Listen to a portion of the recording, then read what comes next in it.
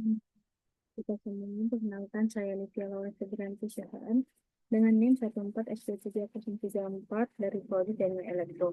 Di sini saya akan menjelaskan tentang hasil hasil PPT studi riset saya.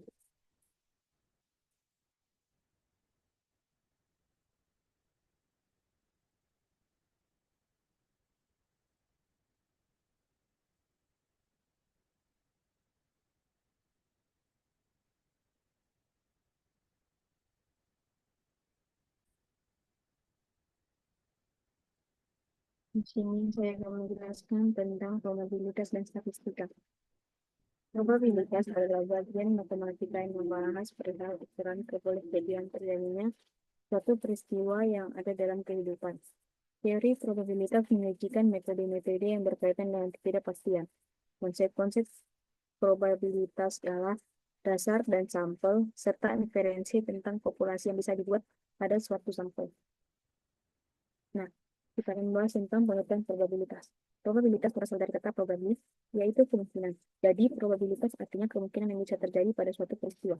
Berbicara soal manfaat probabilitas, hasil probabilitas yang sangat bermanfaat buat pengambilan keputusan yang sempurna itu akan mengungkapkan probabilitas. Yang pertama itu dengan percobaan. Nah, percobaan ini adalah pengamatan terhadap beberapa kegiatan atau proses yang memungkinkan timbulnya paling sedikit dua insiden tanpa memperhatikan peristiwa mana yang akan terjadi. Yang kedua itu adalah peristiwa. Peristiwa itu kumpulan dari suatu atau dari satu atau lebih yang akan terjadi pada sebuah percobaan atau aktivitas. Yang ketiga itu adalah hasil. Hasil ini adalah suatu akibat dari sebuah percobaan. Nah, pada hasil ini semua insiden akan dicatat atau dalam artian semua peristiwa yang terjadi dalam sebuah percobaan itu akan dicatat. Selanjutnya, selanjutnya ada pendekatan probabilitas. Untuk menilai tingkat probabilitas suatu peristiwa, maka terdapat tiga pendekatan, yaitu kita akan membahas satu persatu. Yang pertama mulai dari pendekatan klasik. Pendekatan klasik diasumsikan bahwa semua peristiwa memiliki kesempatan yang sama untuk terjadi atau equally likely. Probabilitas suatu peristiwa lalu dinyatakan menjadi rasio antara jumlah kemungkinan yang akan terjadi dengan total kemungkinan hasil atau rasio peristiwa terhadap hasil. Maka bisa kita simpulkan bahwa rumus dari pendekatan klasik ini sama dengan jumlah kemungkinan hasil dibagi dengan jumlah total kemungkinan hasil. Nah, yang kedua adalah pendekatan relatif. Pendekatan relatif tergantung berasal tergantung dari betapa banyaknya suatu peristiwa yang terjadi. Dan nyatakan berikut.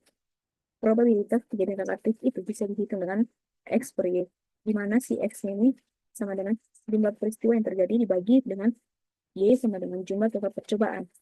Yang dimaksud dengan pendekatan subjektif ini artinya memilih besarnya probabilitas insiden didasarkan dengan penilaian eksplisit dan dinyatakan pada derajat kepercayaan. Nah, selanjutnya kita akan membahas tentang konsep dasar dan hukum probabilitas. Dalam teori probabilitas, peristiwa dilambangkan menggunakan P. Nah, apabila peristiwa jual tanah dilambangkan dengan alfabet A, maka probabilitas jual tanah dilambangkan menggunakan P A. Kebalikannya, apabila tanah dilambangkan menggunakan B, maka probabilitas beli tanah dilambangkan dengan CB. Yang kedua itu ada, nah, dari hukum probabilitas kita akan tiga hukum probabilitas. Yang pertama itu hukum penjumlahan. Hukum penjumlahan, hukum penjumlahan ini merupakan aturan penjumlahan yang prinsip, yaitu bila suatu insiden terjadi, maka peristiwa lain tidak bisa terjadi jadi yang bersamaan. Nah, hukum ini dilambangkan sebagai PA atau B, yang dimana PA atau B ini sama dengan PA tambah PB. Nah, untuk peristiwanya bisa dilambangkan dengan N. Maka peristiwa A atau seterusnya sampai N sama dengan peristiwa A ditambah peristiwa B ditambah seterusnya sampai peristiwa yang ke N. Nah, yang kedua itu ada hukum perkalian. Pada aturan hukum perkalian ini dikehendaki setiap peristiwa insidennya itu suatu peristiwa terjadi tanpa wajib menghalangi peristiwa lain terjadi. Peristiwa independen ini merupakan terjadinya insiden atau kejadian yang tidak mempengaruhi probabilitas yang terjadi pada peristiwa lain. Ini dapat dinyatakan dengan peristiwa A dan B sama dengan peristiwa A dikali peristiwa B. Nah, yang ketiga itu ada diagram pohon probabilitas.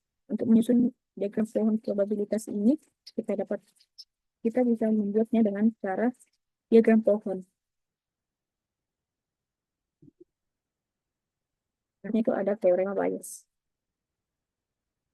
Pada teori probabilitas serta statistika, pengertian teorema Bayes ialah teorema yang dipergunakan untuk menghitung peluang dari suatu hipotesis. Teori Bayes digunakan oleh ilmuwan yang bernama Bayes yang ingin memastikan eksistensi ilahi menggunakan mencari kabar pada dunia yang menerangkan eksistensi ilahi. Bayes mencari informasi keberadaan Tuhan di dunia, lalu mengubahnya dengan nilai probabilitas yang akan dibandingkan menggunakan probabilitas. Teorema ini juga artinya dasar asal statistika Bayes yang mempunyai penerapan pada permainan, hukum, dan kedokteran.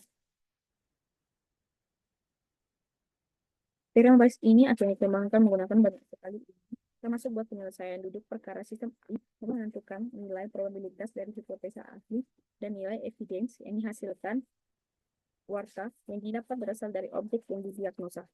Nah, kita masuk ke selanjutnya. Itu adalah beberapa prinsip menghitung probabilitas.